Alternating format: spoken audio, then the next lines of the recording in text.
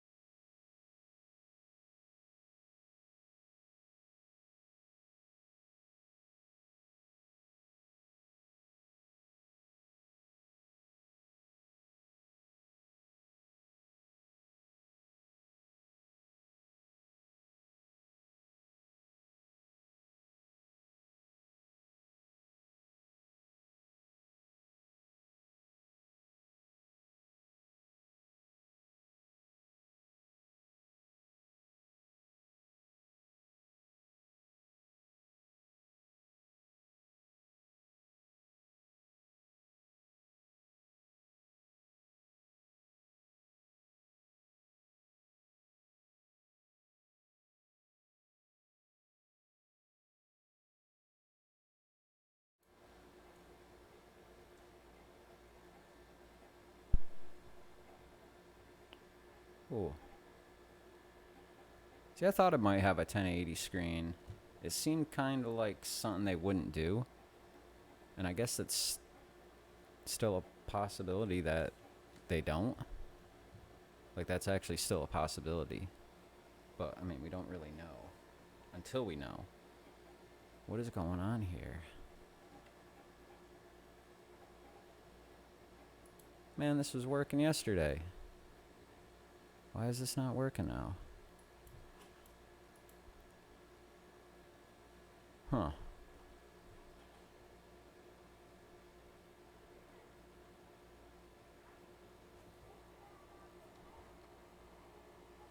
It's plugged in, plugged up. Everything's good. I suck at this. That's what the problem is.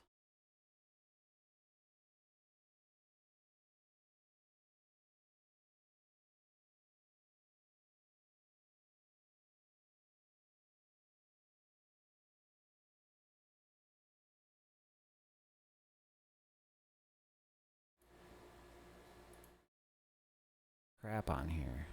I don't want that. I want my Switch to work.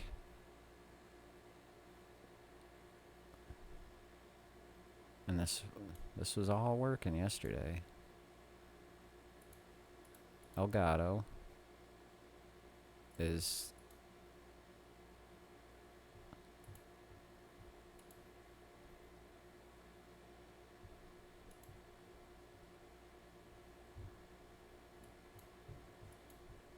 okay.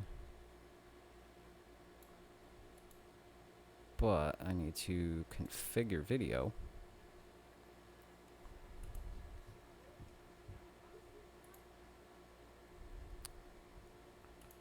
Why is that not coming up? Man, this internet. This whole online thing. None of this is fun. Like, trying to figure all this shit out is ridiculous.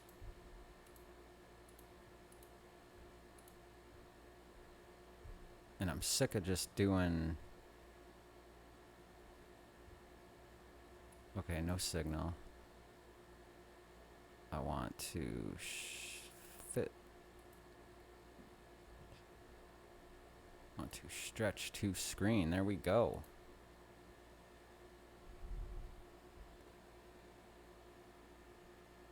Now work. Yeah.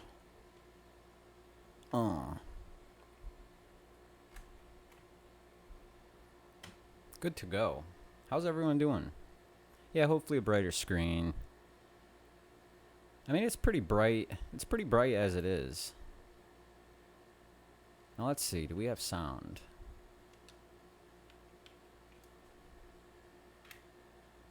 Controllers connected.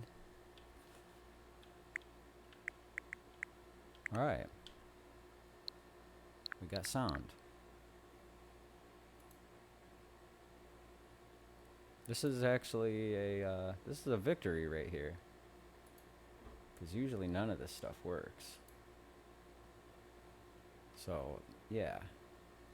It's a victory. I'm calling it a victory. Gotta go over here. Pop the chat out.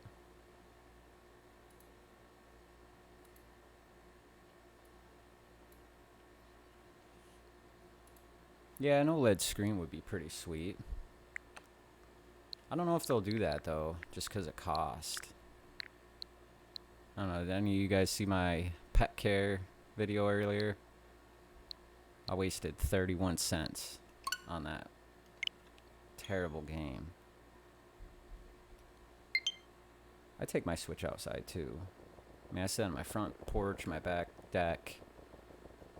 I have like a fire pit up on the hill. I play it out there sometimes. I mean, I understand like people don't bring it out with them, but the thing is well designed. Like it's not in any danger of getting broken.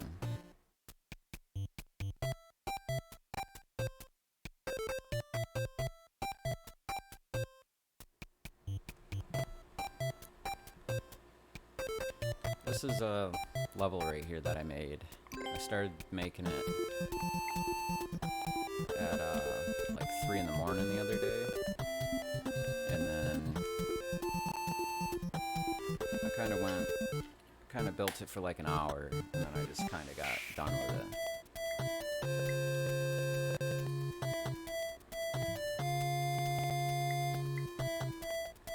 Yeah, see, I find that kind of weird because you got the Switch. It is a touch screen.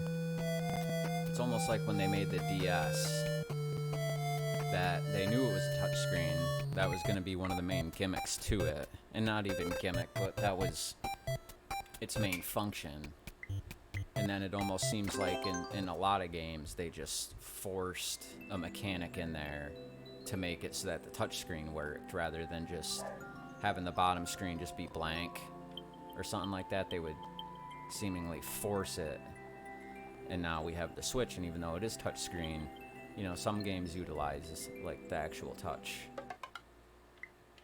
And then it's the same with the Joy-Cons. We got function. You can use them as pointers and stuff, but they don't really use it in a lot of games. Like even people were saying like for like Mario Maker, like it'd be cool if you could use the pointer like towards the TV while, you know, making levels. It's like, that would be a cool extra. It's not really necessarily needed, but if it was there, you know, people would use it. I don't know if I really would. I've just been playing the single player mode, going through and building up the castle. A lot of these levels are A lot of these levels are actually pretty cool. Some of them are pretty hard. Oh no! And I actually give Nintendo credit for putting a single player mode, because they really didn't have to. They could have just, nah.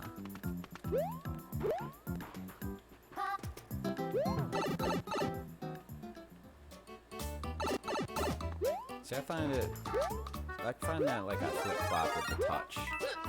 Because if it was used for a lot more things, or if it was at least an option, I probably wouldn't really use it. I mean, I guess it depends what kind of game it's for. Like for this game, I haven't really made too much. And some of the controls are a little bit confusing. Like the first Mario Maker, you can tell they basically, at least with that, it was, you know, with the Wii U, so the whole, you know, control pad, touchpad, it's almost like the whole system was based around Mario Maker working with that. Oh no! Oh no! Well, Korg has, I think it's a synth game. Oh, it was yeah. $47. I don't know if it was the same version. And at one point I almost wanted to buy it. But I was like, after $47. And I never saw it go on sale. I think they just called it Korg, like Multimedia Music Maker. Or something like that, and that's been out for like 2 years now. DS10 or DS Lite. Actually, yeah, I have seen that before.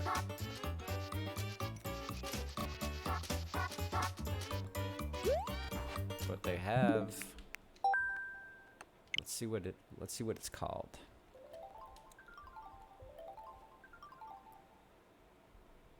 Like I was like, for $47. And like I said, I don't think it ever went on sale. Yeah, 48. I thought it was 47. Core Gadget. And, you know, synth gadget. I mean, it's the 80s. Based on the Namco Custom 30. Oh, see, I don't think I ever read that before. So that's cool that you pretty much get ancient, old school music styles from it.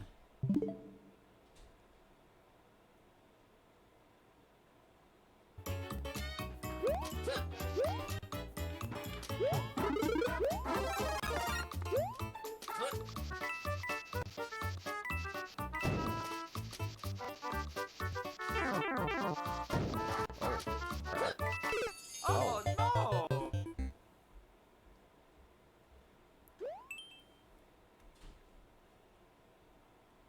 I don't understand LFOs and PCMs. What is that? What do those actually mean? It's like I'm a musician, but I don't really mess too much with like effects or synths or pedals or anything like that. It's more, you know, drums and guitar.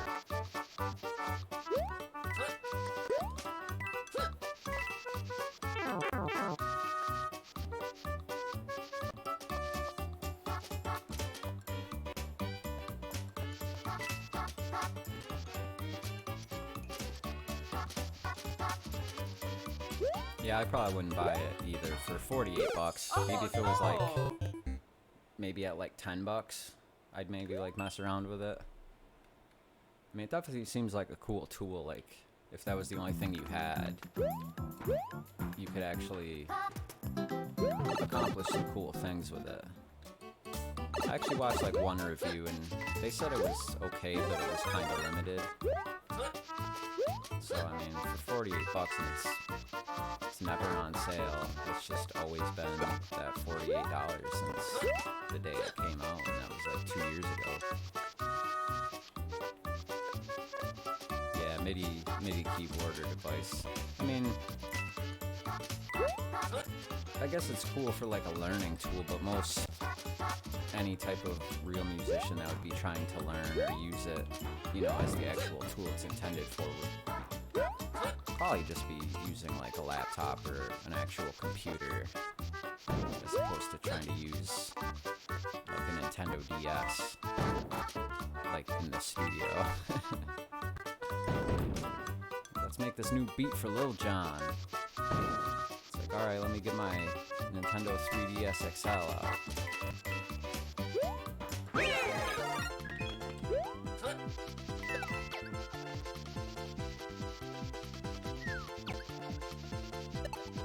Take that.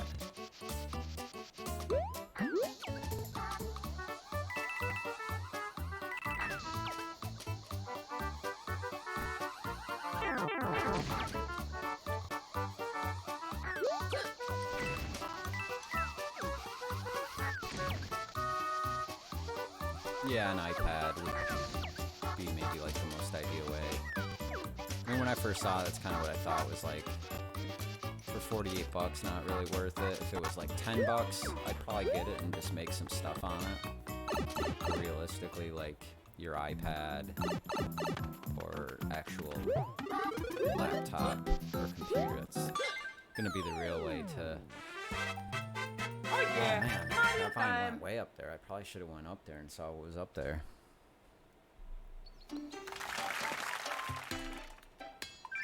Thank you all for coming out to the D-Dub special. Almost at 70 subscribers, which is pretty cool. I mean, I've had a few times where like a couple subscribers went down. So I had one big jump one time. I was at like, I don't know, 27 subscribers or something. I kept checking like every day, like maybe like twice a day. I'd like just open it up and just look at it real quick. And then there was like 2 or 3 days where I just didn't look at it at all. And then when I went back, it had gone from like 29 to like 41 or something like that. Yeah, next stop is 100. Well, 70, I guess. And then every one after that. I'm trying to figure out what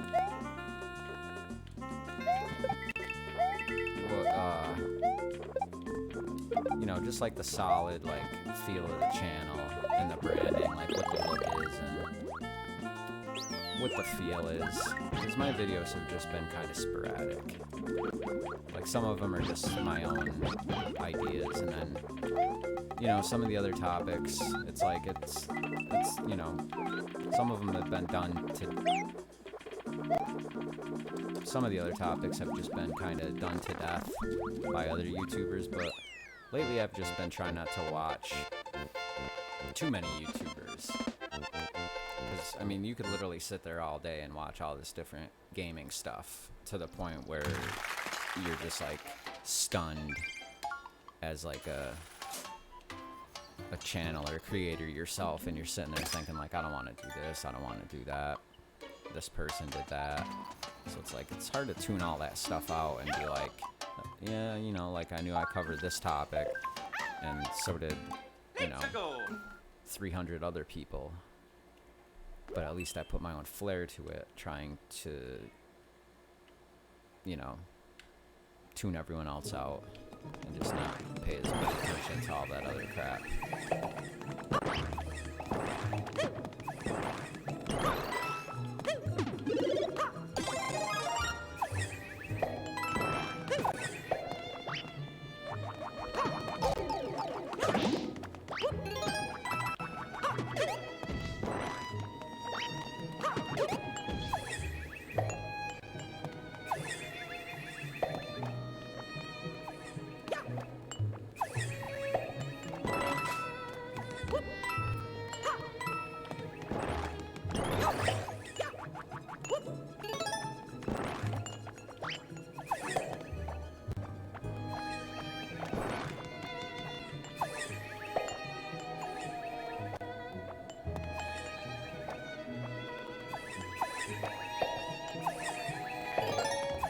Some of those old school like synthesizers are pretty cool. I always wish I had like a, you know, like a 1970s like Moog.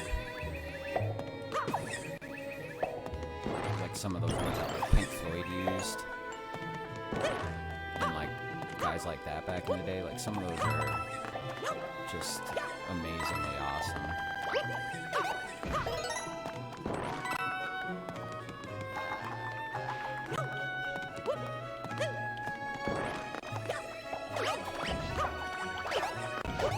What's the other one? The Road or Rogue?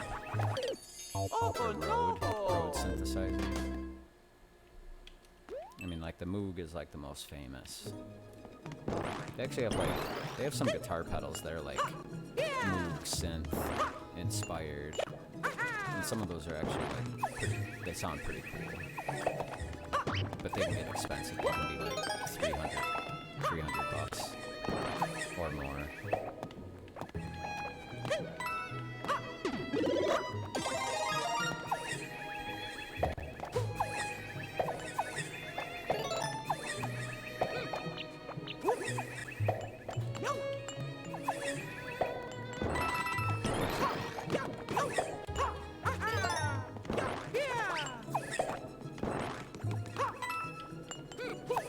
Why, do you guys all use synths? It's kind of funny just like mentioning that one game you guys are all synthing it up. So that's pretty cool that you guys have some knowledge on that stuff. You guys ever like record music? Or like anything like that? I'm not much for recording or really writing on my own. And it's been a bit since I've been in a band. That was like all I did for like 10 years. And I kind of got a little bit burnt out. Like I was in 2 bands at one point. And the one band that I really liked, we didn't really play live that much. And then the other band that I kind of just got burnt out on, we were playing like multiple times a week and doing like 2-hour trips every weekend to the same place. And we only had like 8 different songs. Like at one point, everyone just kind of got lazy and we stopped really writing. And then the other band, we were just being a garage band and making new stuff and never really recording it. And I just kind of got like fed up. It's like, man, both these bands, we just need to swap positions. Like the one we've only got, 8 or 9 songs total, and everyone's getting lazy and not wanting to write stuff. We're playing the same venue every weekend, and like we actually played for the furthest we got was pretty much like we opened for El Nino, and that was a good show. There was maybe like 150 people there by the time El Nino went on stage. But when we played, there was maybe like 30. And that was probably like the biggest name that we really opened for. Other than this other band, The Ocean. And they're like German and Swedish. And their set was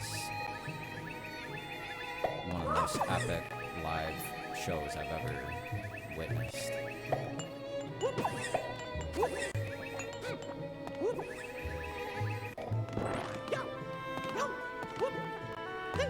Let's see. One more coin.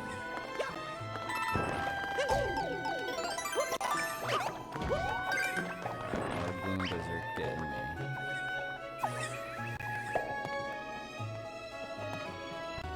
$100 or $200 worth of music apps on your iPad. That actually, like, realistically is, well, like, probably a lot of stuff. And you probably have like a dozen like decent ones that are actually usable that you could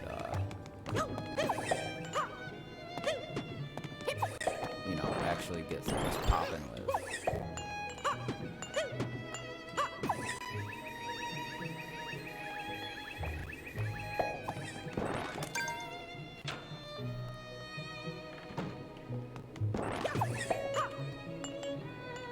That's cool. I've never really known anyone that was like into like synths or like keys. Like, I have one friend and he's like he's just good at everything he plays. He's like, no, I don't really play piano. And then he bought a piano and he was playing like amazing stuff on it. And I was just like, man, you're you're not like one of those people that's like, oh, I don't really know my stuff, but can barely play. I'm like, dude, you're like amazing. But he's like the best guitar player I ever met or knew. I was like 25 and he was like 19 at the time. And I was just like, man, where were you 10 years ago? And he should be like doing YouTube, but he just, I don't know, I haven't seen him in a while.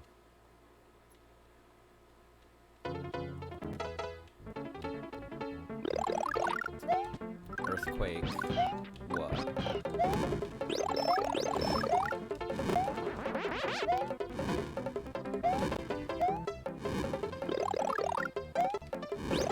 I have to kill the fishes.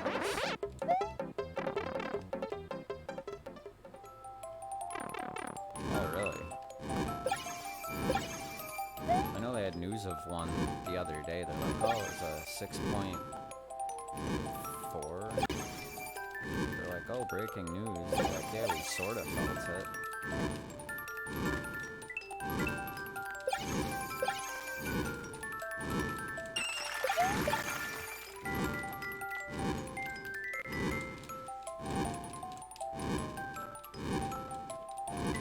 Lappy! What's going on, dog? That's crazy. I've only felt an earthquake like once. I'm digging Mario Maker too.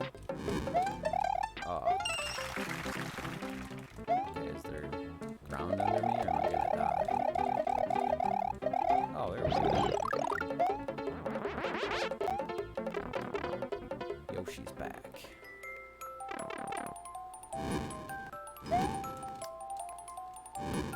Oh, really? So that's Howard's band, right? I didn't keep up with him after he left Kill Switch. I thought it was so cool when Jesse went back, and I wanted to go see him. And I mean, honestly, I was into Kill Switch for like the first 2 or 3 albums, and even after that, like I listened to some of their stuff, but I didn't really follow too closely. Like we used to cover them. I somewhere, I don't know if it's maybe on YouTube, like people used to take like a lot of videos of us and stuff, and we had this one video at my friend's party, and we, what was it? We covered End of Heartache, and, well, we did like Rose of Sharon, and then, yeah, End of Heartache, and there was one other. And there was this one night where we were just at this party and we just kept playing those like same 2 or 3 songs like over and over, and everyone was just hammered and everyone's just singing End of Heartache, and we're at my friend's parents' house and we were only like 17, 18 at the time, and there was like probably 80 people there. That was one of like the coolest parties ever.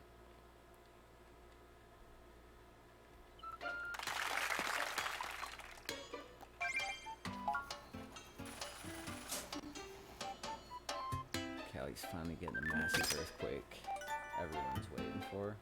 Really? You think so? You think it's gonna end up like the old school Tool CD where you like the lithograph, or the what do they call it? Where you move it and Florida and Cali just disappears. Right, Leppy, you play guitar, right? And vocals? Or wait, I think I asked you that before. Right? Because I thought you said something in one video about getting a new guitar. Do you have like a Schecter? Was that you, or am I getting you mixed up with someone else? Because I thought you also said that you did vocals too. Which, actually, I know that you do vocals. Bass and vocals. I was like really big on the bass at one point. I still have one. But I don't really like playing it like just solo. But I was bassist in a band for, I don't know, probably about like 3 months. I got together with my old guitar player, and instead of me playing drums, he had found someone else that played drums, And I was like, that's cool with me. I never got to do anything but play drums, because I was like the only, there's a few drummers around my area, but I basically became, I mean, I'm still known as kind of like the only real drummer around this area. Like, I still see people and they're like, man, you still play drums? And I'm like, hell yeah, I got my drums right over there. Oh yeah. I know a lot of people from school that got rid of everything that they owned. Like, there was this one band we played with, and we went to school with them and stuff. And they had a couple members that were like older, like a couple years older, but they were like, I don't know, I never really was like a fan of them, but they were like destined to get big. And they had like a tour manager, and at one point they each came up with like $1,000. And they basically somehow secured this gig to open for Nonpoint. And this must have been back in probably like, this was probably like 2004 and 5 and 6. And they only had like, yeah, maybe like 7 or 8 songs, but they were playing a lot, and yeah, they were gonna like tour with Nonpoint, and then they had like a giant PA set up, and the vocalist was, you know, turning into like a drug addict, and it all just fell apart for him real fast. But I've seen that happen with a lot of different bands. Like, there was this other really cool band that was around us, and it was like the same for them. Their guitarist left, and they had 2 vocalists, which, it's actually weird that I'm thinking about this, because I had a dream about this band actually just the other night, and I'm now just realizing that I did. And that might have been last night I had this dream, or the night before. It's so crazy, though. Oh no, there's shells coming after us. You got anything on YouTube, Leppy? Yeah, the San Andreas fault line. You guys are going under. What was I supposed to do? Oh no. He's got me.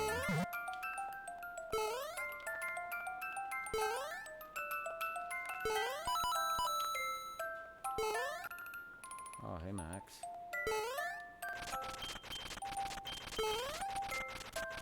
I'm not sure what I was supposed to do in this level. I wasn't paying attention.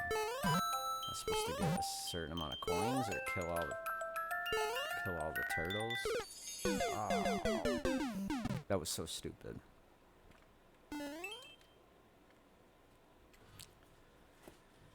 Oh, YouTube was still around. I first found YouTube, it must have been like a few months after it had started. It was 2005, and my friend was like, oh, check out this site. Because before then, we were watching, we'd always try to find like crazy guitar solos, crazy drum solos, like live footage of bands. 'Cause, I mean, big bands were doing like big productions at those times. So to find any like new band on, like, it wasn't Bandcamp. I was trying to think of this the other day. I have some of my band's music on this site that was from like 2005 or 6, and I can't remember the name of it for the life of me. And I tried searching it. I tried searching the band. I tried finding the site, and I couldn't even figure it out. And my old band has a MySpace page, and the 2 songs that we had on there are still on there. See, you know what? I think it might have been Reverb Nation, and that's what I was trying to think of just the other day, and I kept going Nation, something Nation, and then I kept somehow in my head. See, it might be this site. It had a different look, but this was so many years ago. And then I kept getting this confused with,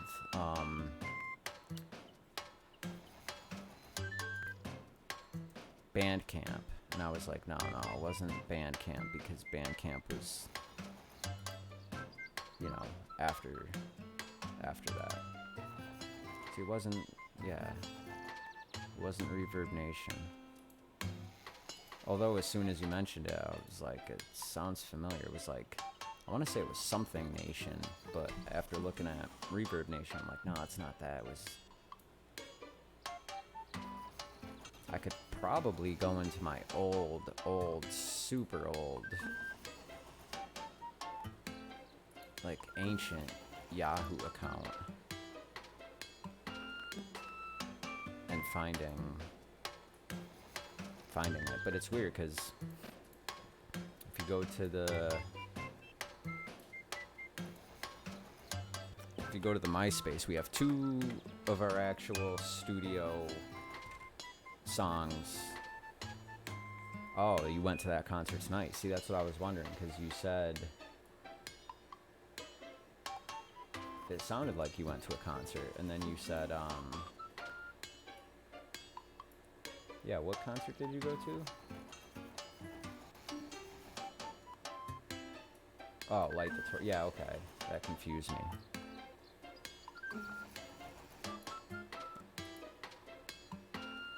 Ashes to New and Sol, is that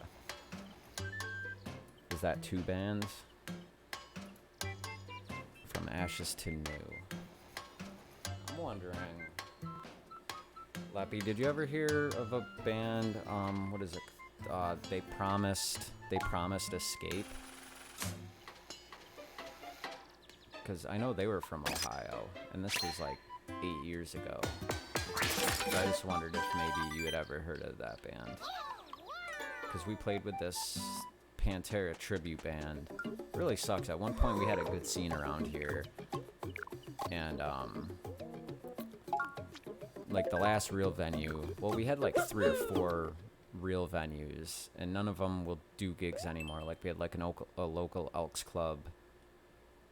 Something went down this one time. These people paid to have the hall, and we did the gig, and we played the gig, and then the people that put on the show, of course they wanted to headline, because they were figuring, you know, at one point we headlined, and it got to the point where I was like, no, if there's 5 bands playing, you want to be like the 3rd one on. You don't want to be closing at 10:30, 11 o'clock after everyone leaves. Like, you want to be playing at like 8:30, 9, especially for like local town, like bar type venue, like a Elks Club or a American Legion. Thanks, heavy hitters. Yeah, 60 plus. I'm at 69. That lucky number. It's the next person that subscribes. Just send it over to the top. So I actually need to get in the future, when I have 109 subs in like 3 years from now, I'll have that cool picture that says my channel name and 69 subs. Even though, I mean, you could just kind of Photoshop that.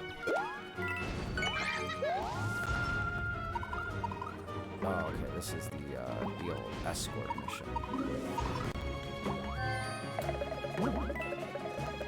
But yeah, that was one gig place that closed down. We had another really cool, it was like basically a club, and then there was a stabbing. And then at one point we had these 2 other bars that were right across the street from each other. Same thing happened there. There was a stabbing at one of them. Another one of them my mom worked at, and she was friends with the family. And the daughter had this birthday party, and these these thugs from like I don't know, like 50 miles away, like one of the bigger cities around us, they showed up to her birthday party that was like on her land at her parents' house, and someone shot off like a round, like someone's a person I went to school with, it was her brother, and he got like shot in the leg.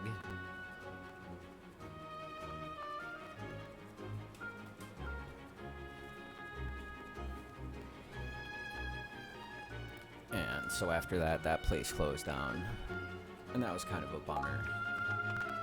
But this other nightclub that there was the stabbing at, that was like the last real nightclub that actually existed around us. And there's pretty much nothing left after that. There was a show I went to probably 4 years ago or something now, and there was this kid. He was like, I don't know what happened to him. I don't know if he lived, but the place wouldn't do shows after that. It was basically said that he had drank way too much vodka, but he was on like opioids. His like heart was like shutting down. He was like not breathing. And everyone was just like, oh, he just drank this person's water bottle that was filled with vodka. And everyone's like, well, where the hell did he get it from? And I don't know, the venue got in trouble for, because it was basically had a bar, and it was like if you were of age, you could buy stuff from the bar, but then there was also younger kids, and there was, you know, proper security and like IDing and stuff. And I know that kid was like overdosing, and then that place shut down. And that was a show that my band played as well that night. And actually, Oh, yeah. Mario I guess there's still one actual venue, but it's in like the next town over on this kind of side street, and I don't ever go to it. And I know on like New Year's and Halloween and probably a couple other nights throughout the year, like St. Patrick's or Easter or whatever, there's a very few, like maybe like 2 local like bar bands, like cover bands left.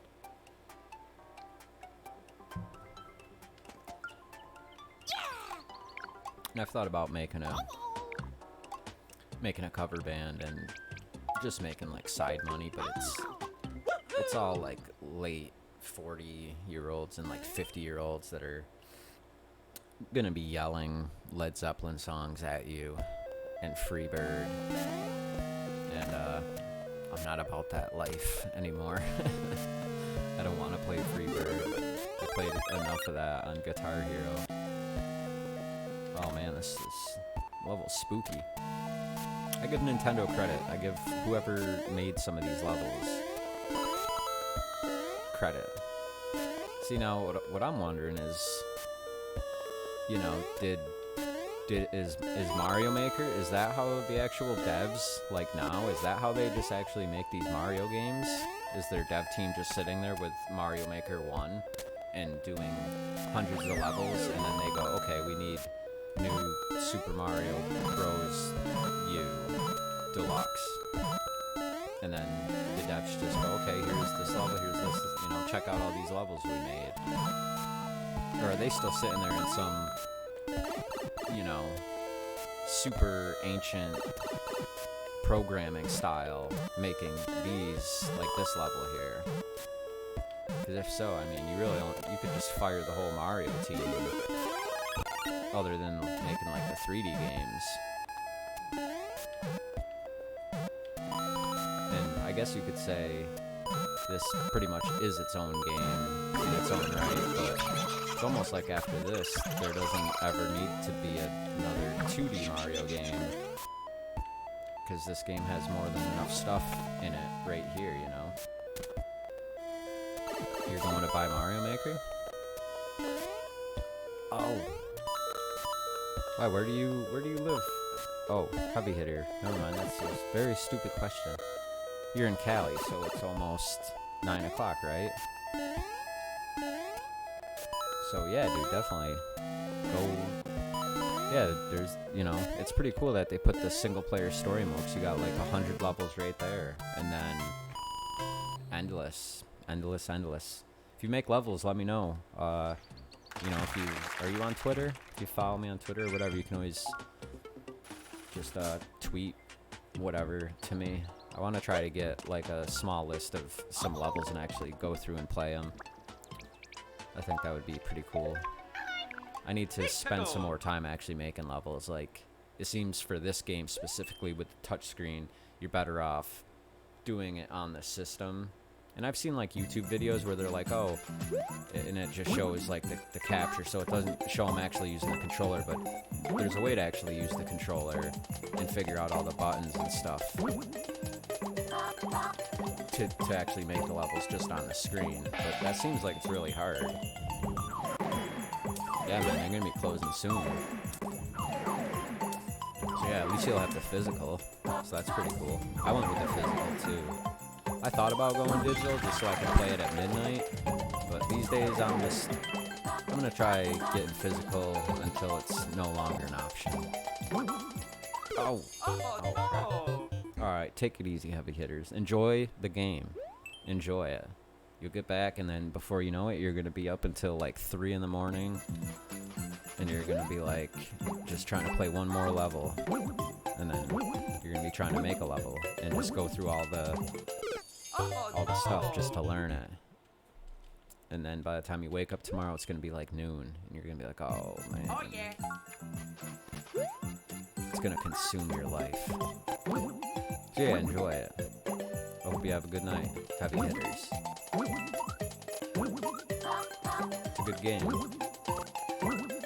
I mean, this is just good, mindless fun. Like other streams, other games, it can be hard to sit here and actually keep like an in-thought, kind of deep conversation. Or even, it doesn't even have to be deep, but like complex, you know, actually being aware of the conversation and going on and on and on. And it can be tough with certain games. And this game, this is just good, easy. Well, not easy. As soon as I say that, I'm gonna die. Yeah. So it's not really that easy. But yeah, streaming is takes a little bit mental capacity, especially too because I got like dogs. Dogs are laying on the floor. Usually they're out in the hallway. My beagle here, he's on the floor. He's always barking, and he's so loud. I have another beagle at my mom's house, and she doesn't bark nearly as loud as he does. He's ridiculous.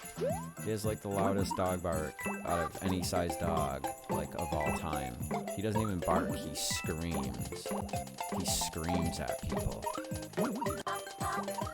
He hangs out the window.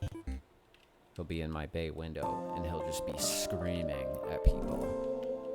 You have to dump a glass of water on him just to get him to stop. Because he's ridiculous. Right, Max? Are you gonna bark? They're both just chilling down here. I don't know if y'all can see them. We remade 4-1 from Super Mario Bros. Nice. I will try that.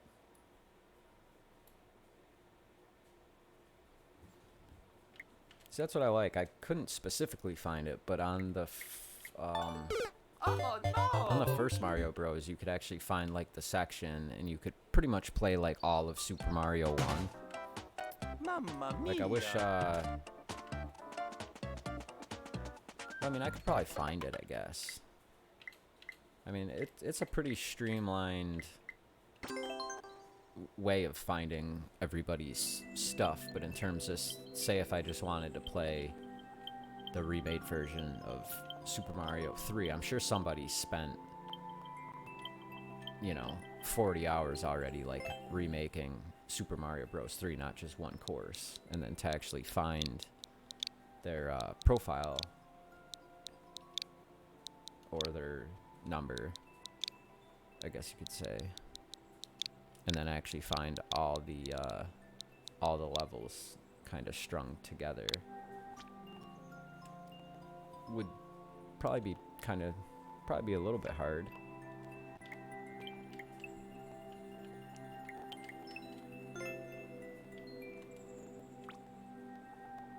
Right, how do I...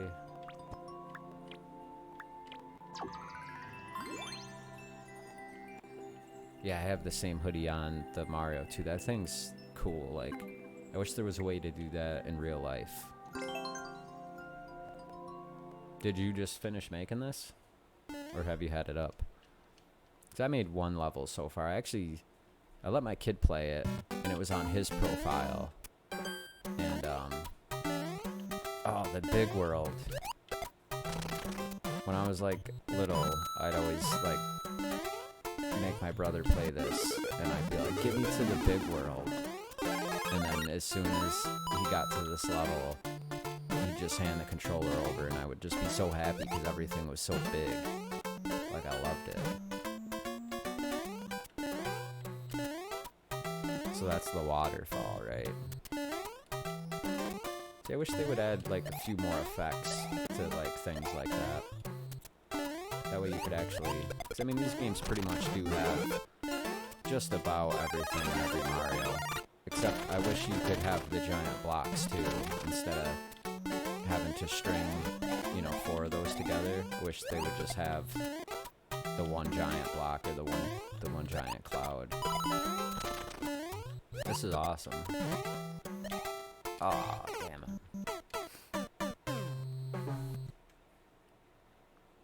Zelda N64 fan. Where are you from? Yeah, I made one level on my kid's profile on my Switch. And then, you know, he doesn't have like an actual Nintendo account, so I was like, oh, I don't feel like unlinking it. And then being like, oh, this ain't my password. And then pulling out my phone and going into my email address and getting a confirmation. All that BS. So I just deleted the level. And that was the other day. So after that, I was a little bit disheartened on making another level. But then last night at like 3 in the morning, I started making a level. Or no, the other night. The one before. And so yeah, like 2 or 3 in the morning, I started making this level. And then when I turned my Switch on the following day, so yesterday, I was like, oh, that's right, this level's like half complete. And I spent a little bit of time. Okay, so that's new. Got the on-off switch. And the on-off button is pretty cool. Wait, so...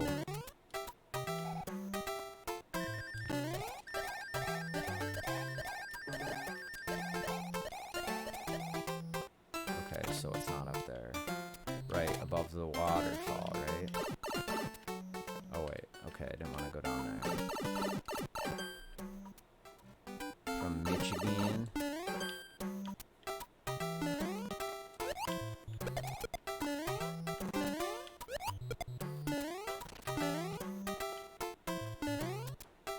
See, I always wonder, like, not so much anymore, but it's like, oh, you live in Michigan. And I've never been to Michigan. But it seems like mostly for the US at least, that,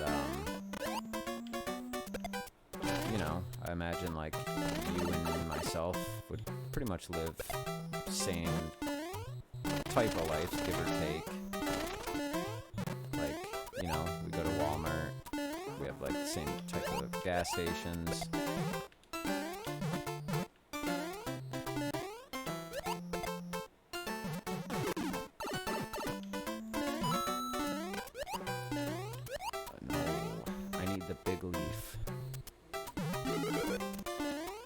Oh, okay.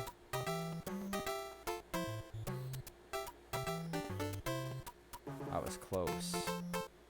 Yeah, that's as soon as I thought of the on-off switch, I was like, okay. And then see if this was actually like if this actually had the water behind it, I would have immediately been like, oh yeah, that's right.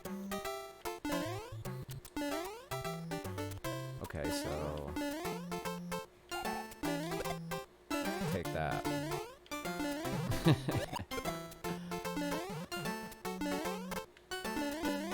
Okay, so that's the one use.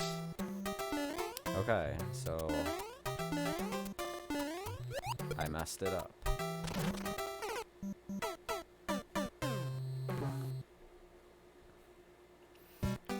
Let's try that again.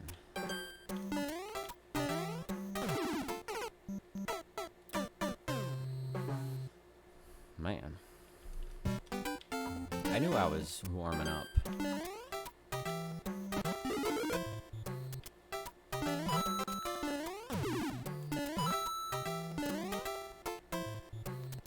I probably should have came back to that. Yeah, that's what I thought.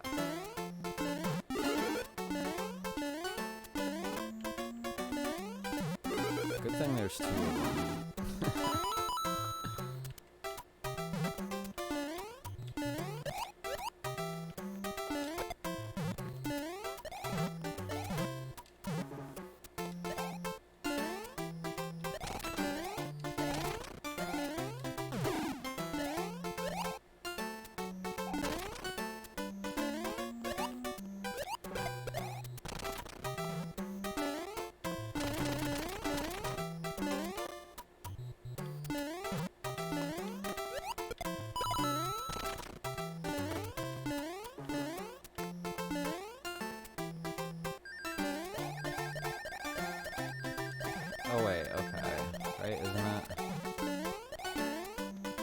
Right, the actual one, you can just swim up the water. Okay, it's all starting to come back to me now.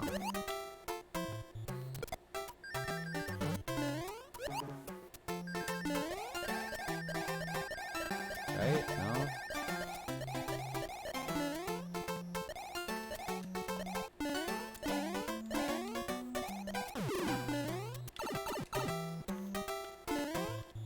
Crap.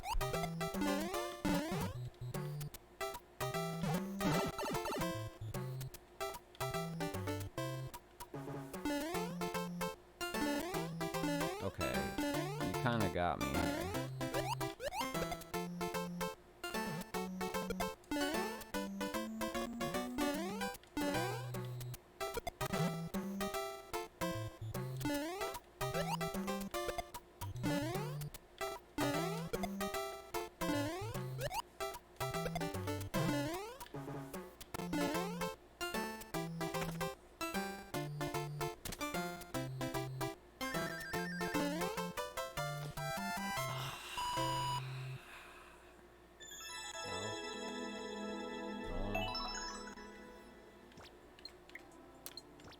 Hmm.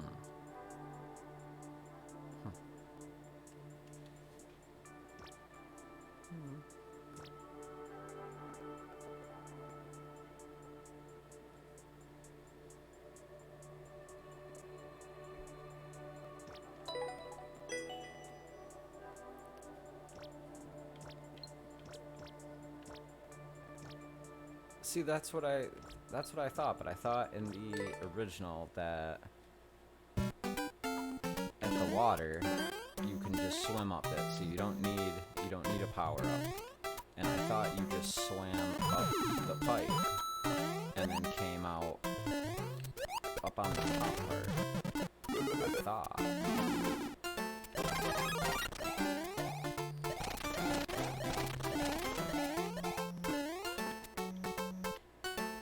And like, Super Mario 3 is one of my favorite games of all time, but it's not one that I've really honestly played 100% super thorough. Like, I haven't really probably done that since I was maybe like 8.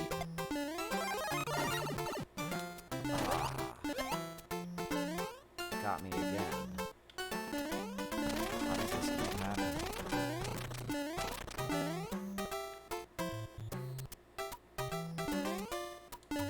It'd be cool if you could add lava and have it just be like 50-50. Well, yeah, I guess it would just be like lava and then you could just turn it into water. But it'd be cool if you could have like joke lava where it could just also be completely harmless, but you wouldn't know it until you actually try to touch it. So you would think that that would probably be like an update or something that they would have put in this game. Which I do wonder if they have like things like that, or a whole list of stuff that they've pretty much already made that they just figured they would update into the game as it sells and people buy it. That way they have a, you know, another reason to get people to go back to it.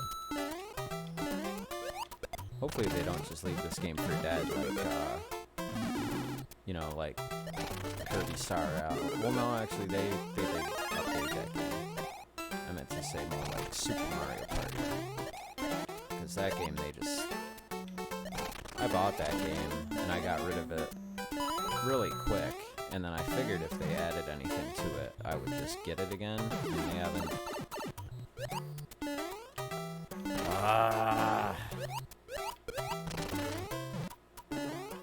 I'm getting flustered.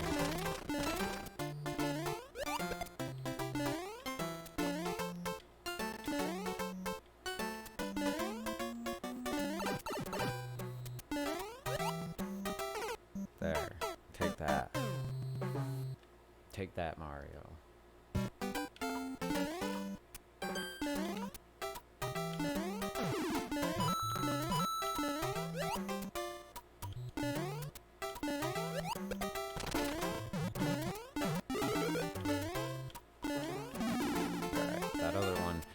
is getting saved for when I inevitably jump down and just get hit by one of the Goombas.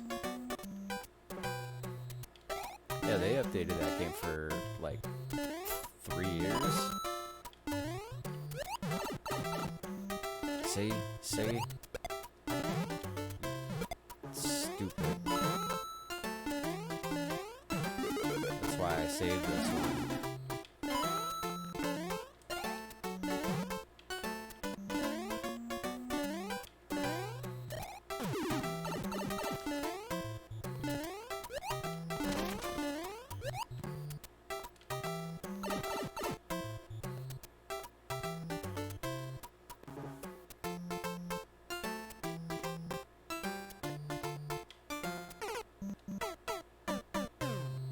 I forgot about the cloud. See, that's what I was trying to do before, and I guess video games have just ruined my attention span, because I forgot about the cloud, and the other time when I got the cloud, I didn't have the flying capability, and then so after that, I completely forgot about the cloud. Yeah, okay, so I can't go up that way. And then when I went over here, then the cloud disappeared on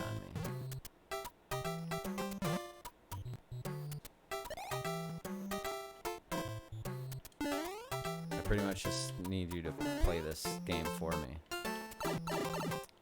See, that's funny how you had to do the water there.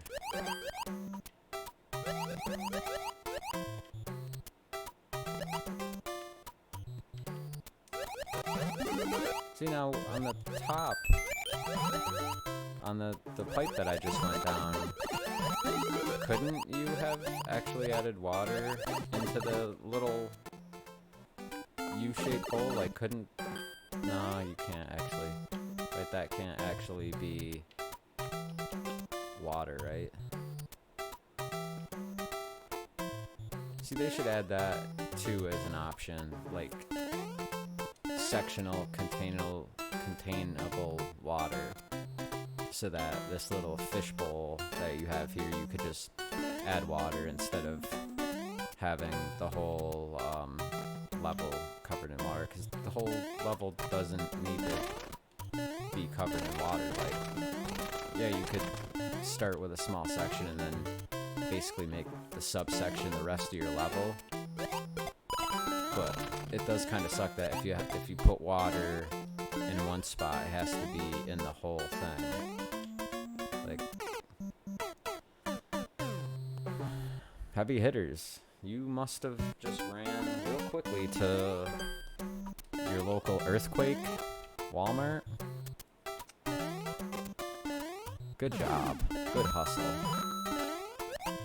I trust that you didn't speed.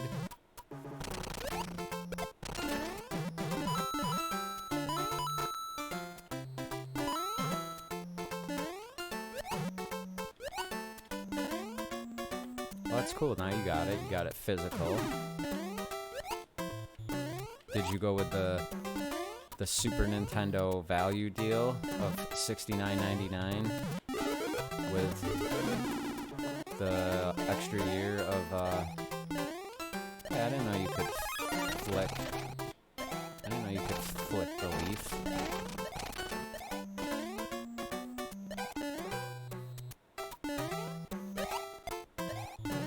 Well, if everyone's worried about earthquakes, then a lot of people probably aren't. Oh, stupid. See, one of my complaints about the newer Mario, like, how come in front of this pipe here there's this little, like, 2 dots here? One of my complaints is the shadow behind Mario. It's kind of cool, but it's not how he originally was, and it sort of adds depth. But, like, same here for the Goomba and for this pipe dude. I mean, not so much for the blocks, but for, like, the other things, it kind of, I don't know, it kind of adds this element to it where it sort of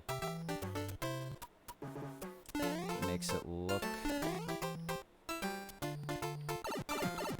like you can tell more that it's a 2D game versus the old school way where it's just that's what they were working with, so that's why it looked like that. But now there's this drop shadow to it that kind of, you know, I mean, see, now look right here, he doesn't have the shadow, so he looks as originally intended, and he looks pretty good. And then as soon as I jump up, his shadow comes back.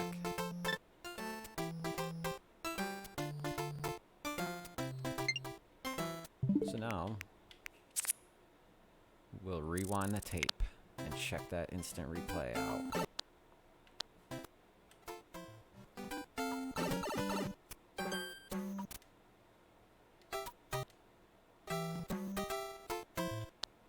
Ooh.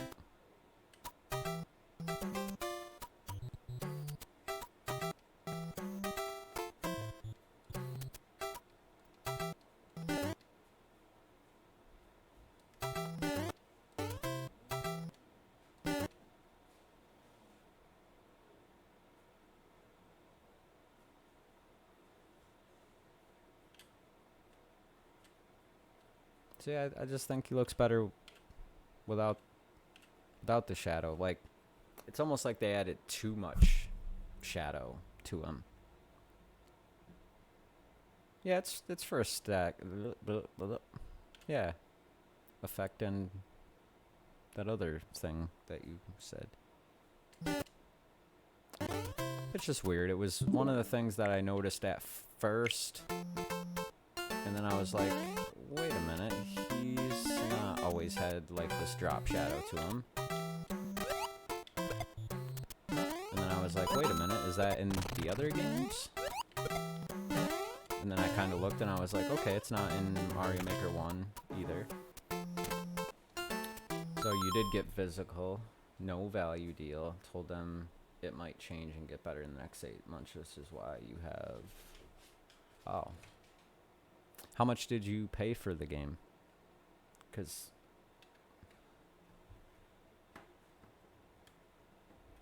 Well, obviously Nintendo added the shadow. And it's not like it's really something that's like that bad or like ruins the game. Like for here, for this like door, it looks fine. But then how come like the bushes and the clouds, like why don't they have a drop shadow? But then just Mario does. See right here, he has no shadow. I mean, and it's weird too, the shadow's behind the bushes. You can see it. And then just this huge shadow.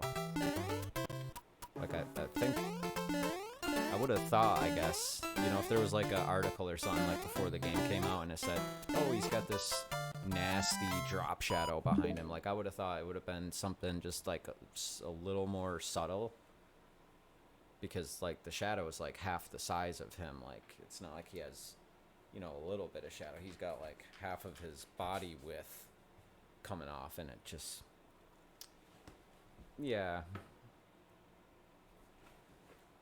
Maybe it is. Maybe there is something more to it that I just didn't think about. Here, you wanna come through?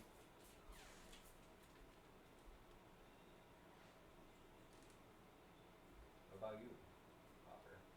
Are you gonna go through? What's Ethan do?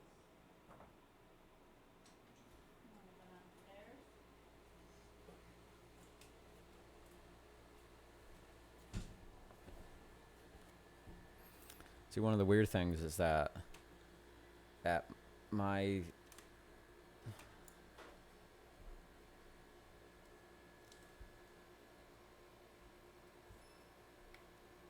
What did you delete, heavy hitters? I sort of read something about zombie or something.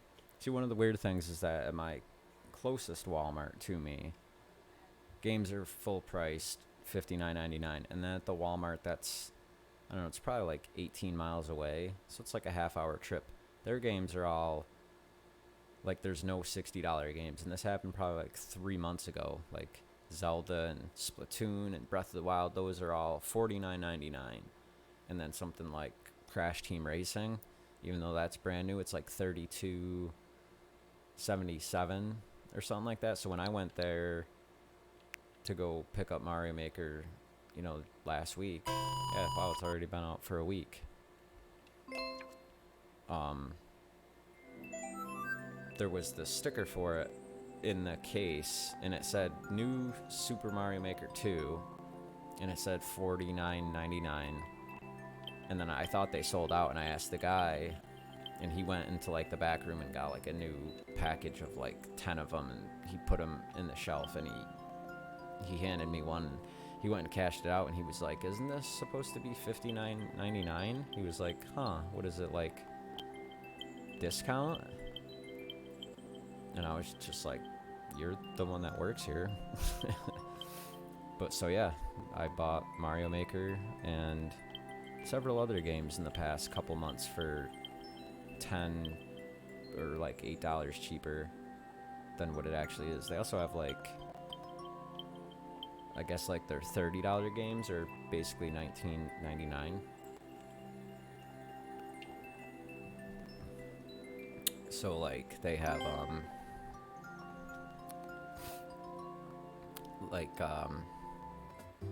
there's like the Fortnite Icy physical edition that's just a code in the box, and that's normally $30. That's $20, and it's at my local Walmart. And then they also have like the NBA 2K Playgrounds. That's normally $29.99. They have that for $20 at the Walmart. And then they still have 3DS games, and that's where they have like Hey Pikmin, which is like $32.99. See, I was wondering where this effect was gonna be. Like, I tried finding this in the level builder, because even though I don't have the, what is it, Super Mario Land for Game Boy, my brother doesn't. I remember I've been playing this game since I was like 2, maybe. Like, that game probably came out in like 1989, maybe 1990. So I was like 2 or 3 at that point in time. And just this music here is like literally one of the first memories I have.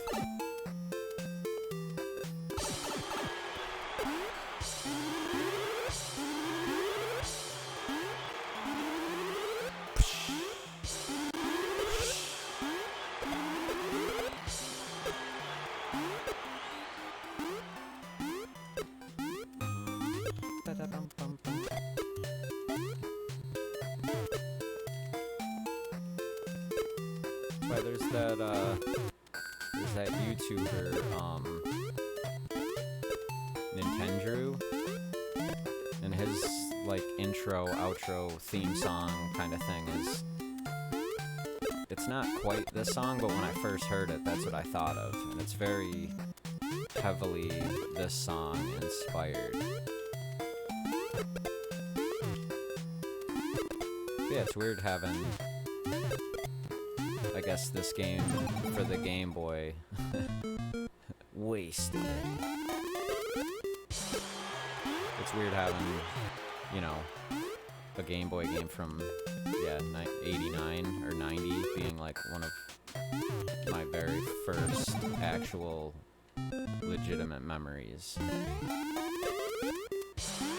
Like, it's weird how at some point you have no recollection of anything that was going on around you, and then at some point you just started remembering things, and how even 20, 30 years later there'll just be sometimes you're just like, you do like the Breath of the Wild Link when he like remembers the memory, and it's just like,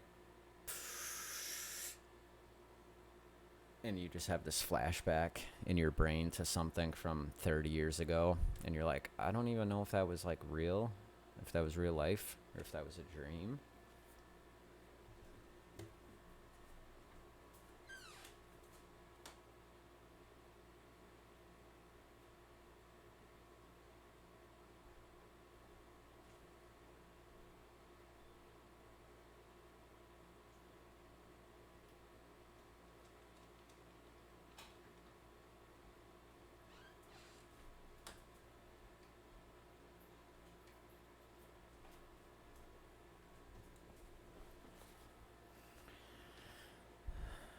love zombies. Ate your neighbors. Gonna go get your feet wet. Have a good night. All right, you guys are. Oh, okay. I was about to be like, you're both leaving? You guys are the only ones here. I mean, I have been streaming for an hour and 20. I always mean to start these streams earlier, and then having a kid and doing dinner, and then all of a sudden it's like 7:30, and then it's 9 o'clock, and then before I know it, like right now, it's 1/4 midnight, and I'm just like, man, yeah, gotta start doing these streams earlier. And I always mean to do streams during the day.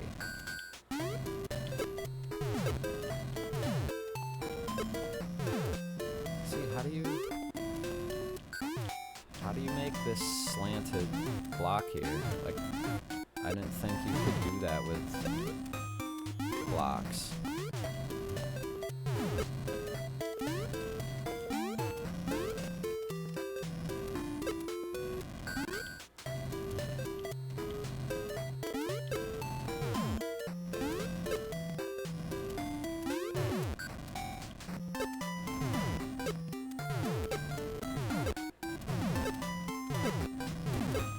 There we go.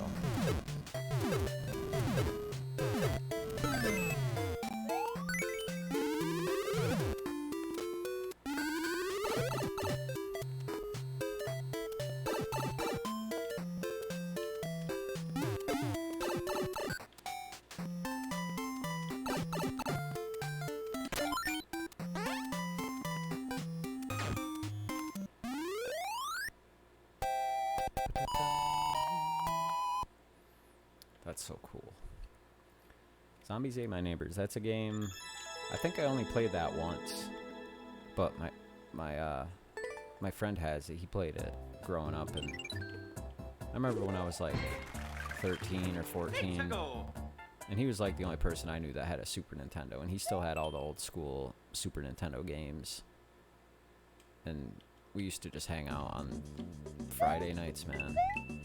Tonight's Friday night. Man, times change so much.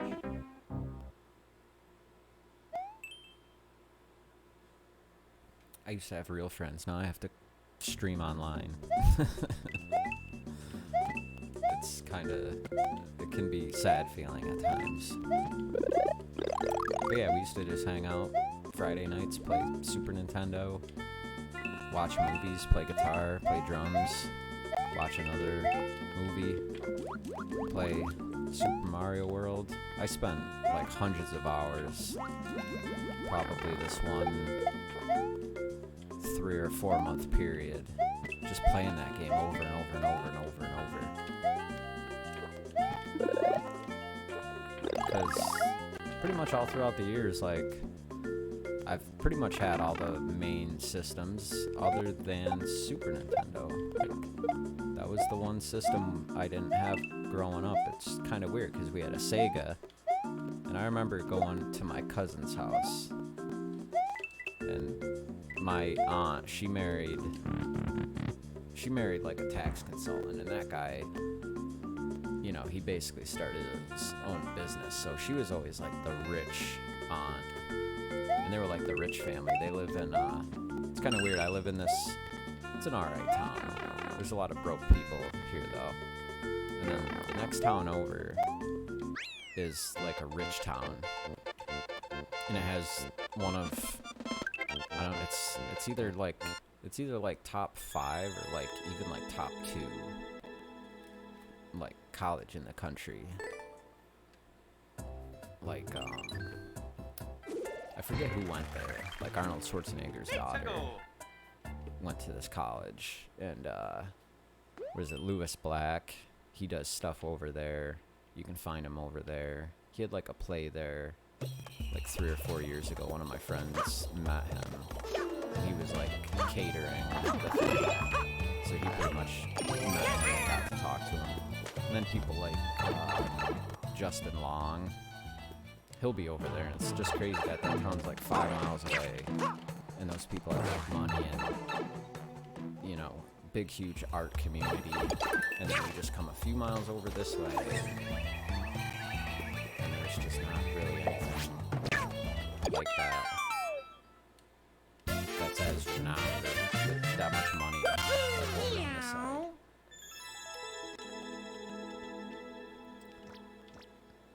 But so yeah, I remember going to my aunt's house one Christmas, and I didn't know what the Super Nintendo was. I'd never seen the thing in my life. At that point, I never saw like a gaming magazine or anything. We were just playing like NES, Sega Genesis. And I remember just seeing F-Zero.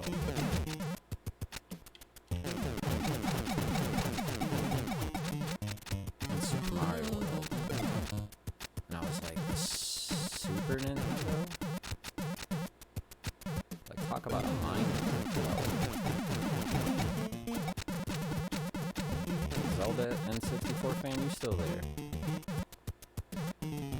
Because what was it like for you the first time you saw Super Nintendo? Like, do you even remember living in a world before you saw, like, Zombies Ate My Neighbors? Like, do you even recall what a world like that felt like?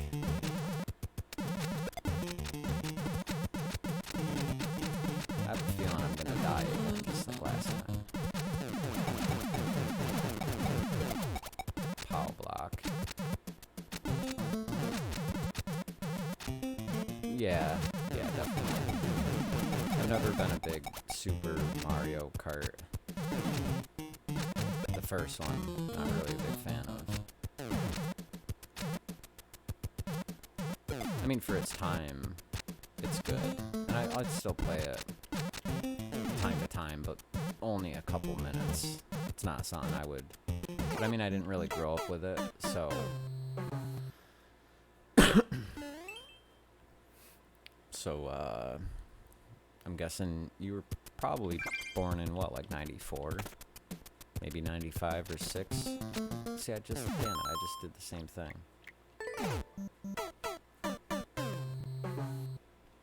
That's still, though, you know, nothing wrong with that. I mean, that's actually a great era to get into gaming. Like, even if you were like 5 or 6 or even 7, like when the N64 came out. I mean, it's a great era of gaming. 98, wow. Do you remember, like, your first actual, like, did you have, like, an N64, like, in your house? Or did, like, someone you know have an N64? Like, do you recall, like, your first, like, memory or time, like, actually remembering seeing, like, a N64 controller? Or is it just something that was, like, always there that you just don't even recall, like, a time without it? See, the same thing just happened to me. I'm locked out. Yeah, that's crazy. So that means you're 23. Gonna be 23. I'm turning 32 at the end of September, and it's like, oh no. After like 25, I was just like, it needs to slow down. And of course it doesn't. Before you know it, we're gonna be 50. Just like that. It's like when you're little and you see like old people, you're like, oh, man, they're like 30. Like, they're old. They're halfway dead. Like, people that are 60 die.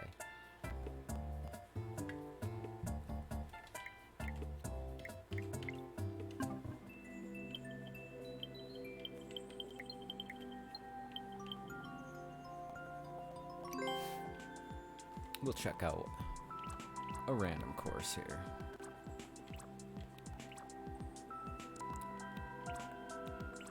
Actually, where's the...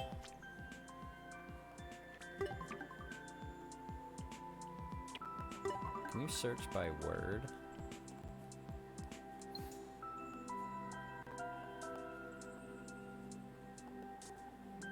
Tarzan. I don't think I ever played that. I've seen it though. And I think there's also one on the PlayStation.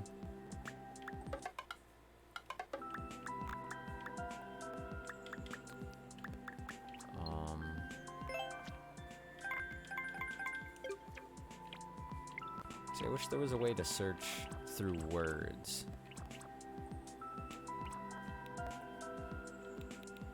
Because I've seen some people that have made, you know, Zelda. They've done like Zelda stuff. Or like Zelda 64, like Ocarina of Time themed levels.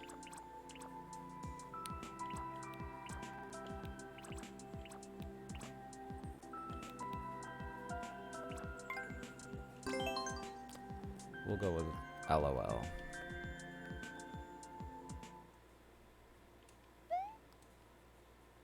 I probably should have just skipped over this one. Be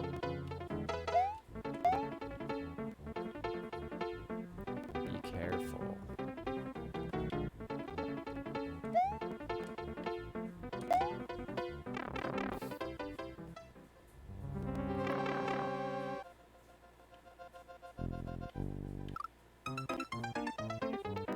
They made a 32 level world in separate levels. That's what I mean, like, it'd be cool if you could, whoever did that, it's all by one creator, so it'd be cool if you could basically put all those into, like, a folder sort of thing. 'Cause that's what I was looking for just right now, like, search word. So I would type in Zelda. Like, I'm surprised they don't have that, because on Smash Brothers, with the stage builder, you can type in Kirby, or Link, or Ocarina of Time, and you'll find either something that just has like the music from it, or something that's actually themed around that level. And here you can only search by easy, medium, hard. So that's a little bit of a bummer.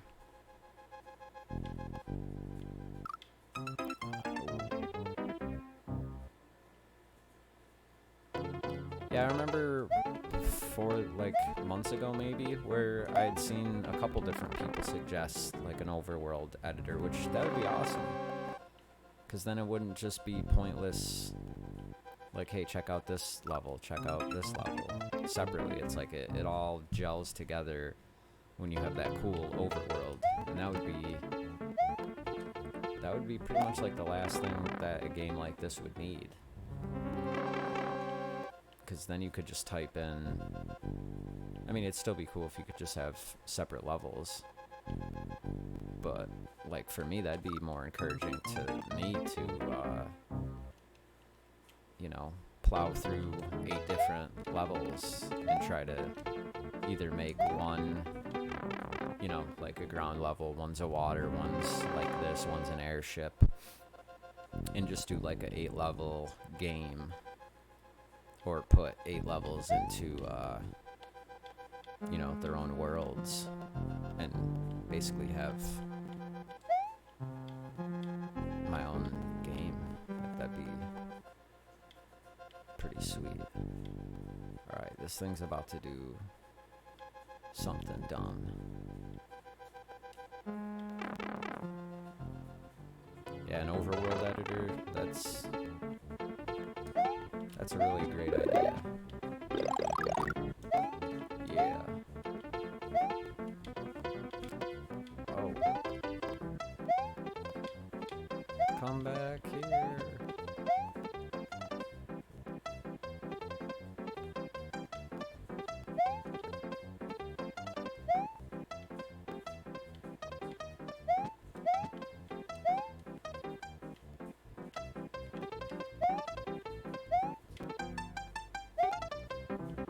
One other thing that I wish this game had was for Super Mario Brothers 3, how like in like level 1 or 3, you go behind the big white block and crouch down and you can disappear behind it. I mean, I don't know what, you probably wouldn't be able to put like a hidden room behind the level, but that would be cool if they brought something like that. So yeah, that would be pretty sweet. Overworld would be, that'd be pretty cool though.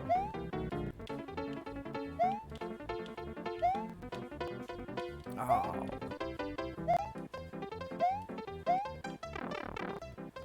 Yeah, like I had this level that was basically a Mario 3 desert. Well, it's the only level that I made, but you have the starting platform, and I brought the whole thing up. So you start up here, and then you can't delete any of the starting block ground, and I wanted to like have them start up here, have the platform be here, first platform here, and then I wanted to like dig out like a tunnel on the inside and put like a mushroom at the bottom with like Goombas or other like enemies actually into it, but you can't do that. I would have had to just extend the starting spot and basically build my own, and then at the end of it you just have this giant bulky overdone platform that's kind of a bit much. I still could have done the idea that I had that I kind of wanted to do, but at that point I was like, oh, that's kind of like I can't dig away at this, like, oh, bummer.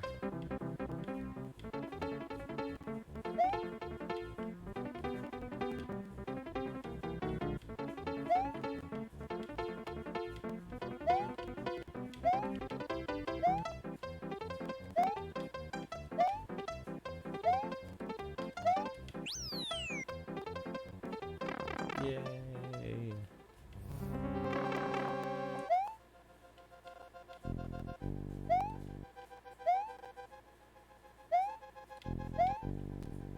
Ah, I just missed the train.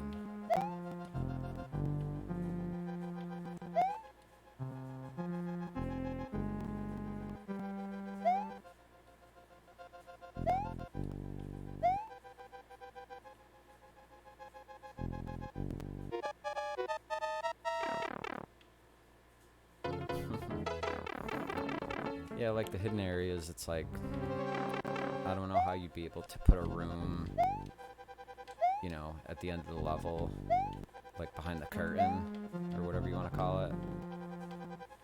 Like, I don't think you would be able to do that, but just, I don't know, it was always cool as a kid, like, going through, like, Mario 3 and kind of going under the white block.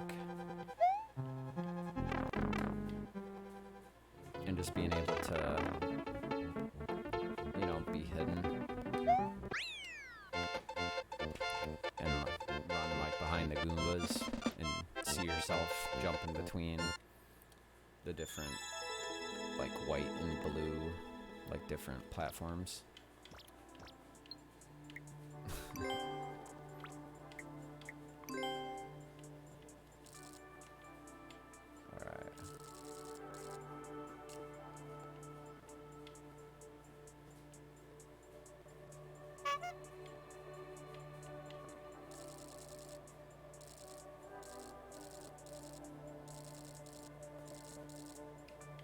That doesn't work out too well.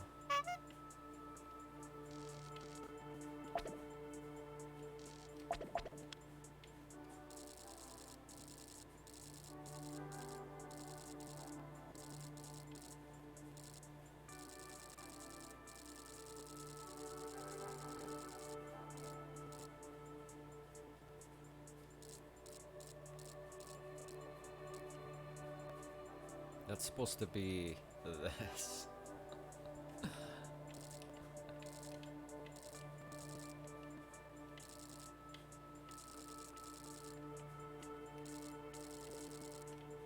Thumb up.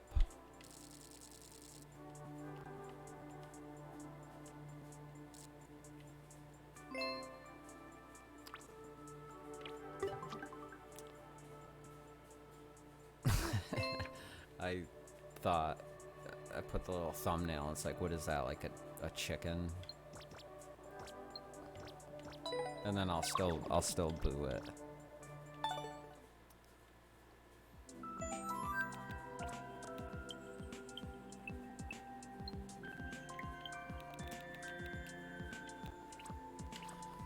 A dark swim, oh man.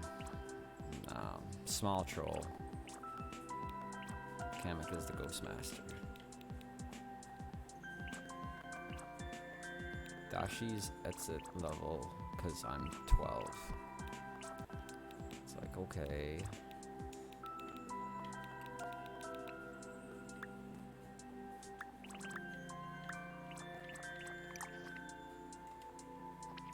Popular courses. Wow.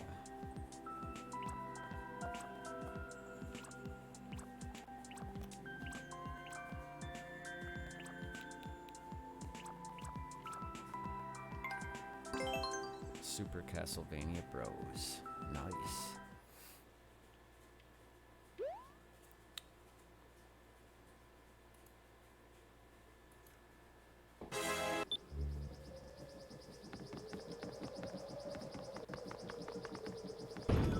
Bruh, sound effect number 2, James Benedict. Wait, I want that.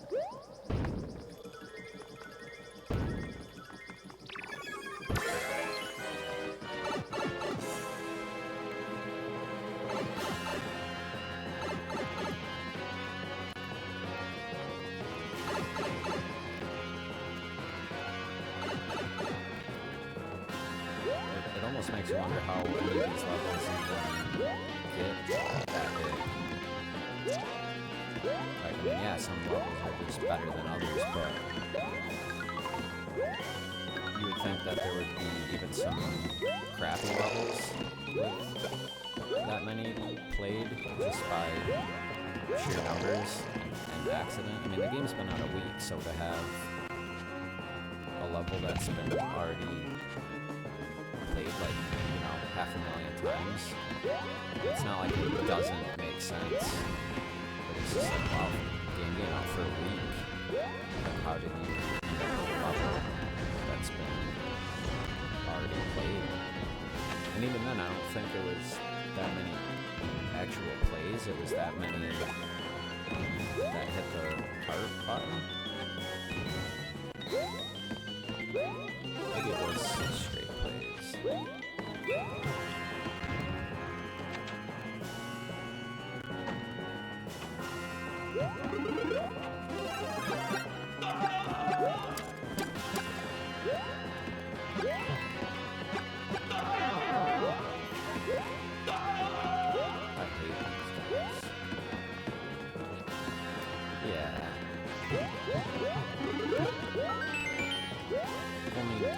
Mario had a whip.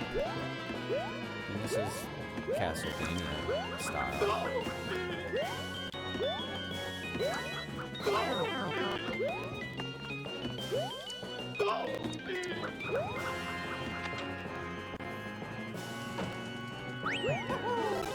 Yeah, you would imagine.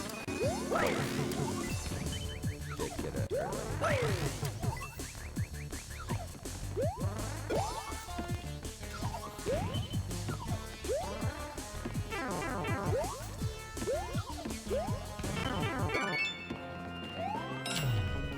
What's your favorite N64 game?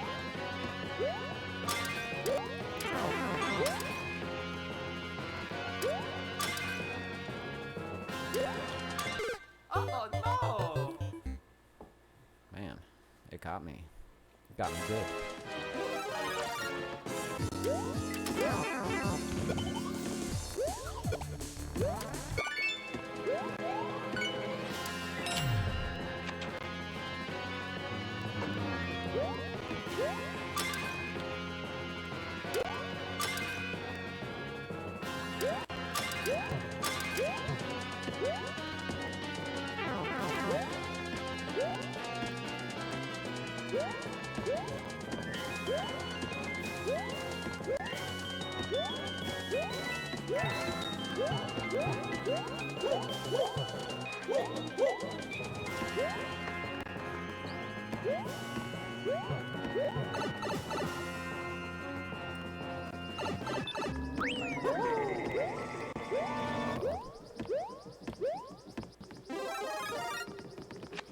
so close.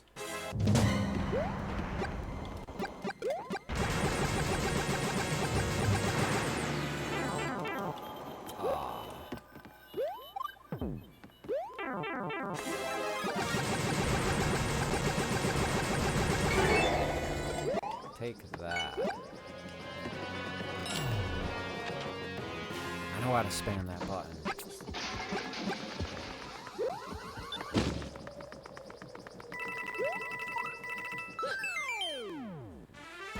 That was a pretty good level. Yeah, Mario time. Pretty cool.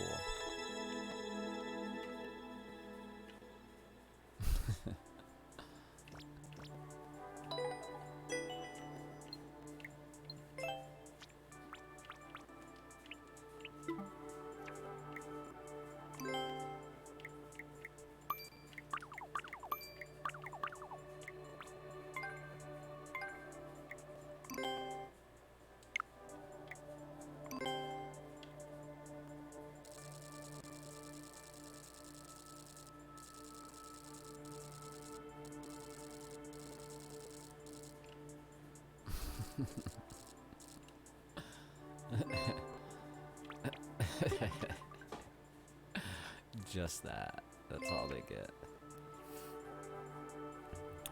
Yeah, I still have my copy of Diddy Kong Racing. Really, I need like I need more games for more systems. Like I have a decent like PlayStation 1 collection, but like my PlayStation 2 collection's pretty good too. But like my GameCube, my Dreamcast, my Super Nintendo, and my 64, I only have like barely 10 games for each. Well, I probably have like 14 GameCube games, but most of those are like trash. Let's play this. 1-1 has encountered an error. No, I do not have Jet Grind.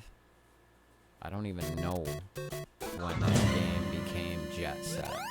It was always Jet Grind. And then it came out on the Xbox.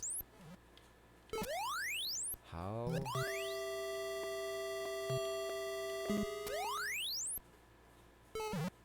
Yeah, how? How do you make this level?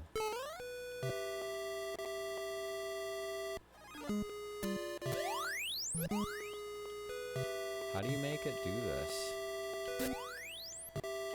I can understand everything except for the...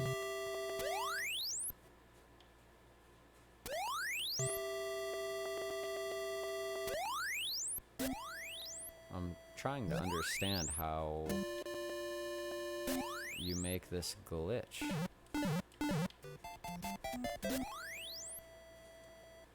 See, it just went back to normal for a second. Is it? So, I mean, did they have to place each one of these glitch effects, like, hundreds of times? Or is it just like a one-time overlay?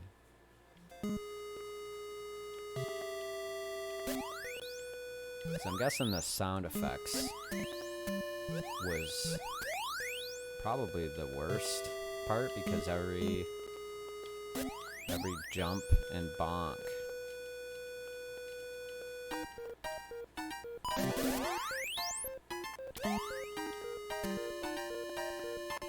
oh.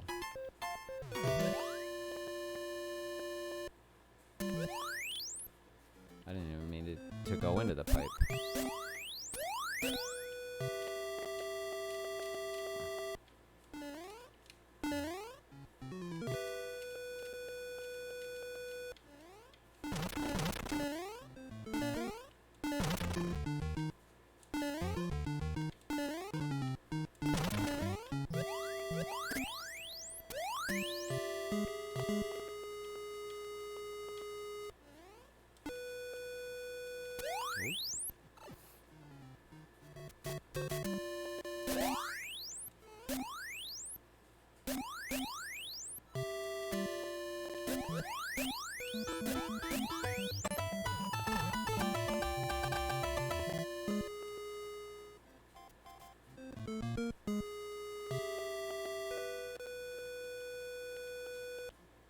How do you make it so that... Oh, okay, I didn't go... For a second I thought I went back in the pipe that I came in. So I could have finished the level there. Huh. Yeah, it's like...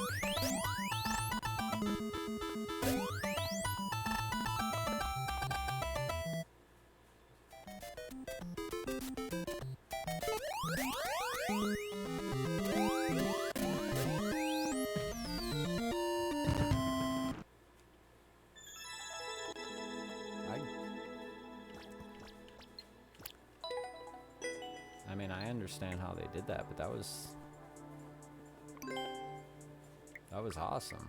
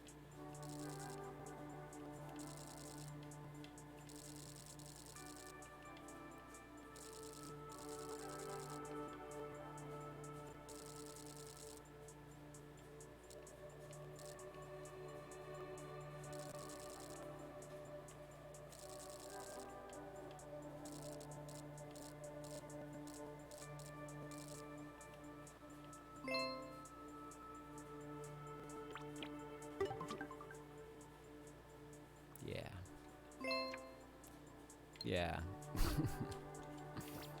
Oh well. I guess any course that I play, I'm just gonna go ahead and put that thumbs up. Alright, I'm gonna play this, and then I think I gotta go to bed. I think this will be the last level of the night. Level sucks. Only real G's make it here. It's funny that the comments are just, oh man.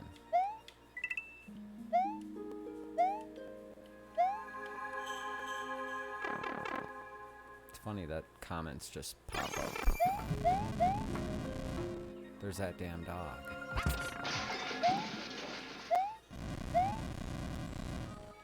So tough.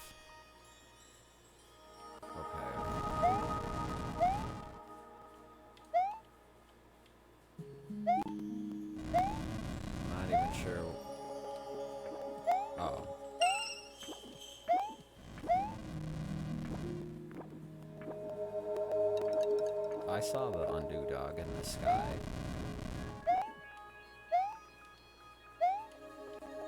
Fortnite sucks. Where is the Fortnite burger? Fortnite sucks.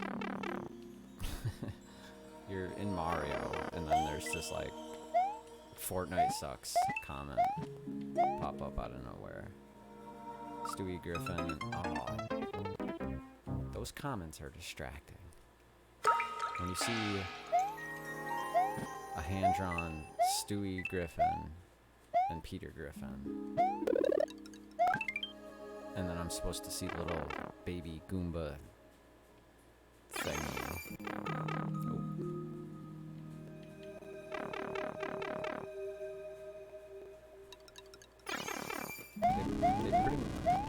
I mean, I've only played the Pikmin 3 demo. I've been wanting to pick up Pikmin 1. It's like $30 at GameStop, but the case is trashed, and I know the disc will probably be trashed. And at that point, I think I'd just be better off buying it digitally. But I played like 3 hours of the Pikmin 3 demo, so I kind of understand a little bit of it. And I've watched other videos, so at some point I definitely have to buy both, or all, Pikmin 1, 2, or 3, because they're all on the Wii U eShop. So from what I've played of it, they have like the sound and atmosphere pretty down.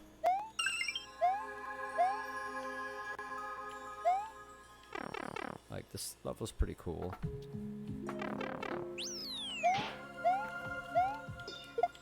Take that.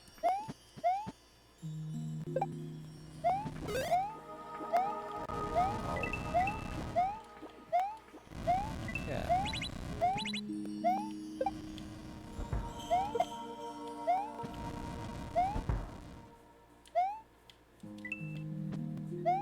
Stand here and throw. 2 and 3. See, it seems kind of... I don't know how hard that would be to kind of go back. Because I've heard 1 and 2 are the best. But no one really has a problem with 3. A lot of people say 3 is a great game. They just say that for nostalgia, that 1 and 2 are the better ones. And usually, most people say 1 and 2, like, together. They're like, oh, 1 and 2 are amazing, and 3 is great. They don't usually say, like, 3 is good, and 2 is alright, and 1 is amazing. I stood and threw it.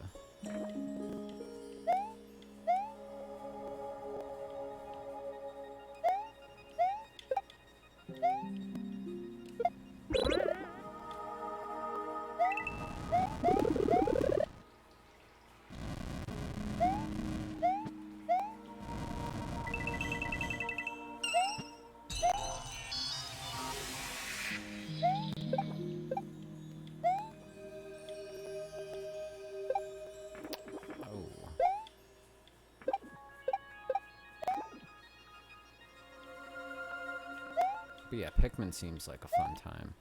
That might be something I actually should probably buy, like, soon. Because I played a lot of that Pikmin 3 demo, and I was surprised that it just kind of kept going and going. Like, it was like 3 or 4 hours in, and it was still...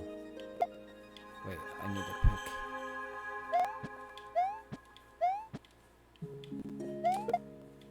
Wait, can I throw him straight up? No?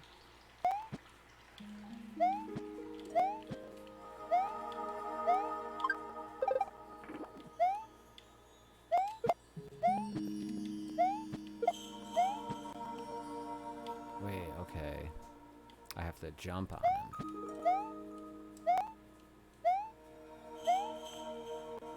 Come on, Goomba. You're wasting my time.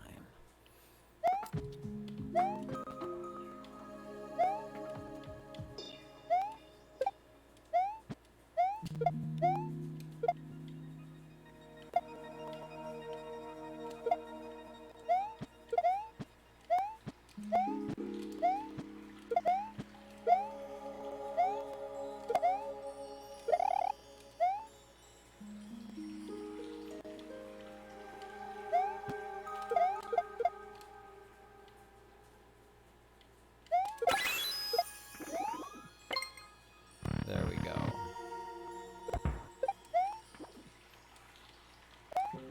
Took me a second.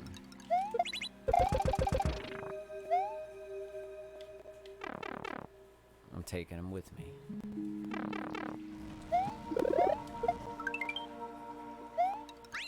Yay! Back into the ship. That's really cool. That's actually really well done. How does he, like, he ducked at the end? These are... I just play the levels. Coming up with this stuff, though, is something else. It really was. That was a good level. I wish I could,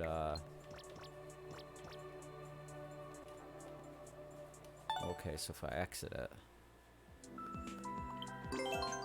Yeah, I think I'll download that one.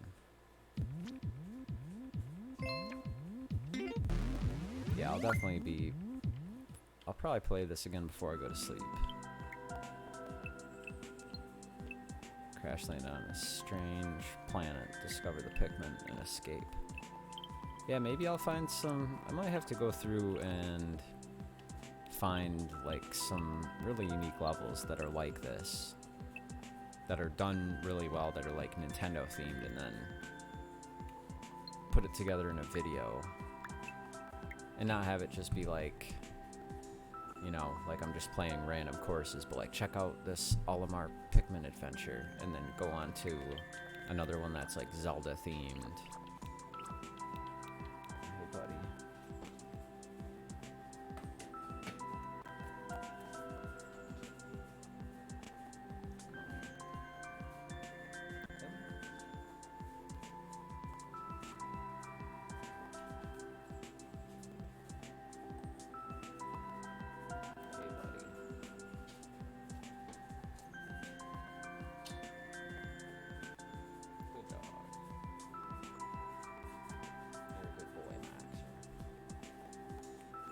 Alright, Zelda N64 fan. I'm out. I hope you had fun. Thank you for joining me. And to anybody else who's probably not here in the chat, thank you for stopping by. Now, more than likely,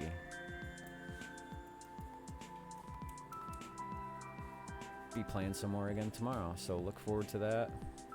Anybody else watching this, I don't know, I guess on the replay, if you're new to the channel, subscribe, you know, follow me on Twitter, doing a giveaway, and yeah, peace out, have a good night, Zelda N64 fan. I will see you probably tomorrow. So now I gotta go and figure out how to end this thing.